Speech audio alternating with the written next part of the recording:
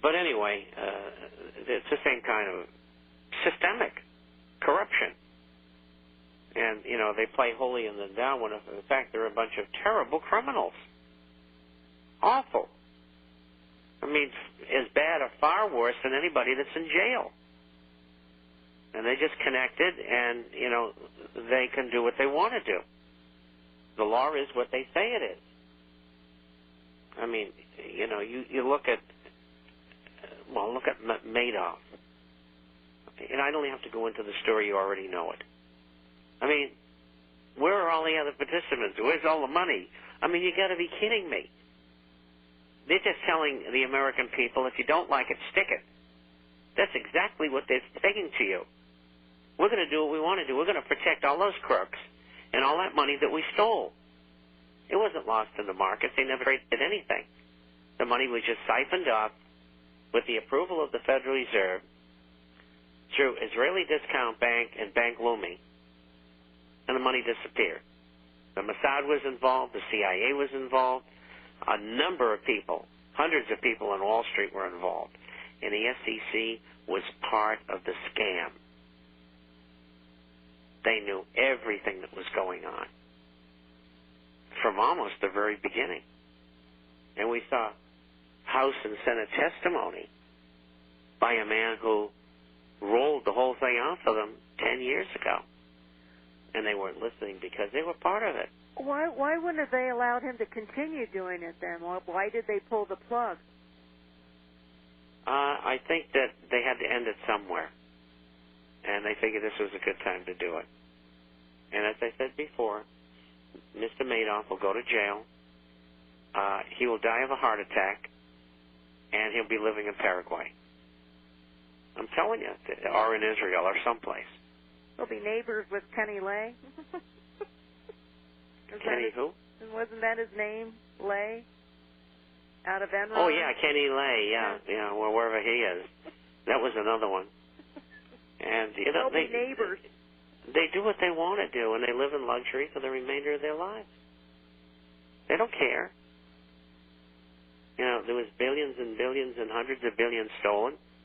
You know, somebody's going to fall, and it's you, but we're going to take care of you, and we get to keep all the money. I mean, does any sane person in America told the Madoff story, which is out of the newspaper, don't they understand that $100 billion was stolen? I mean, doesn't anybody ask, where did it go? You got to be kidding me. And if they get close, the Fed will just say, oh, it's a state secret, and it will violate our sovereignty, and so we can't tell you. I mean, I went through the same thing when I was in counterintelligence. You don't have a need to know. I mean, I had guys who lived with me who were working on projects. I didn't even know what the hell they were working on. But they didn't know what I was working on either. I mean, they always had this wall up. And anyway, if you're in it, you understand it. If you're not or have not been in it, you don't. And that's just the way it is. Anyway, so the Dow was up 48 points, 78.37. 78.37. And that was, what was it, 48 points? Is that what I said? Roughly. Yeah. I always give it to the higher half. I show 46.99 up. 48. 48, yeah. Yeah, NASDAQ was up about 180 points. It just, by the end of May, the market will be testing 6,600. You'll probably get a summer rally in June, back to 7,200. And of course, these are guesses. By the end of October, we should be somewhere between 5,000 and 6,000. And I don't know if I mentioned this on Monday's program, but I think it happened yesterday. I can't remember because things merge. But David, I think it's Rosenberg, top economist from Merrill Lynch, like I, predicted that the market was going to fall, but he didn't predict it until it was around 10,500, 11,000. But that's okay. For a major brokerage firm, he did a great deal. Great. And the government was upset with that. And so he has resigned his position. And, of course, the government told Merrill Lynch, get rid of this guy. They will not even tolerate one economist, analyst, promulgating any kind of a theory that's opposite what they want. Believe me. I mean, I even noticed the other day that, and incidentally, David's parting shot was this market on a Dow basis is going somewhere between 42 and 5,200, which is essentially what I've said. And he sees the same things that I do, and he's out of a job now. Of course, a man of that caliber, he just starts his own firm. And Meredith Whitney, the young lady who blew the whistle on Citibank 2 years ago, June, coming up, she had to leave Oppenheimer. They pressured her out of there, and she started her own firm.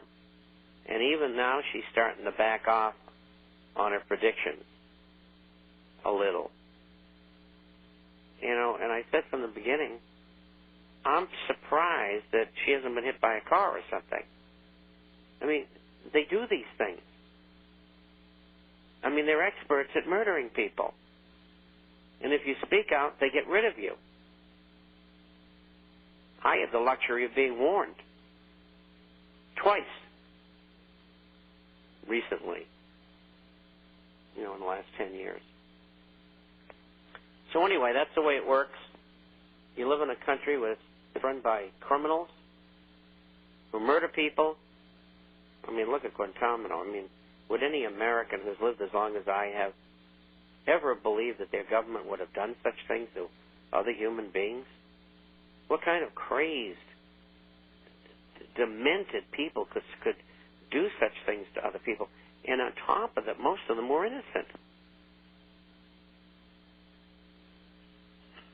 Anyway, I've got a few questions here today.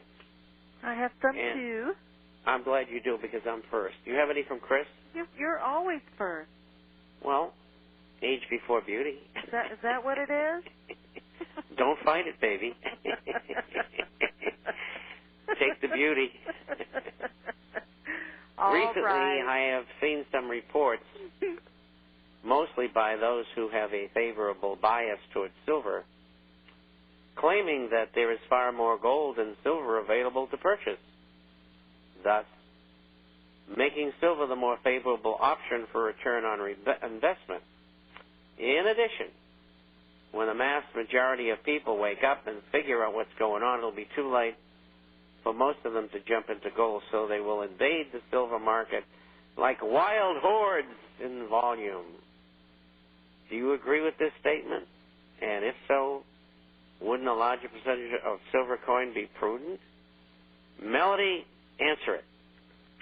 Well, we kind of went over this one on Monday, and I also got an email from someone who was a little upset because I prefer gold over silver. I think silver is an important investment. I believe everybody needs to have some, but I believe you also need to keep it in perspective.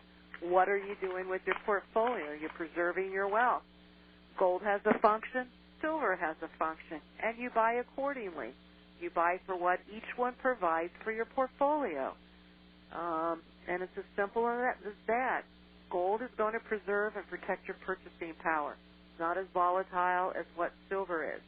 80% gold, 20% silver. You can adjust that according to your own situation. But silver is going to follow gold. And you know what, Bob? Everybody talks about, silver being an industrial metal. This is true. But they're also talking then about the economy coming around in the very near future. And I think, and that's any individual's perception, and if they believe that, then you might see gold perform as a economy coming back, but I don't see it that way. And so, I mean, it's as simple as that. Central banks, what do they turn to? For safe haven, they turn to gold. You don't see them arguing about silver. They don't suppress the price of silver as they do gold. You trade your currency, your fiat dollars, your worthless dollars, and you turn them into real money, which is gold. Well, I think that the best that can be hoped for through stimulus and through the injection of money by the Treasury and the Fed into the banking and financial system, plus the monetization and the increase in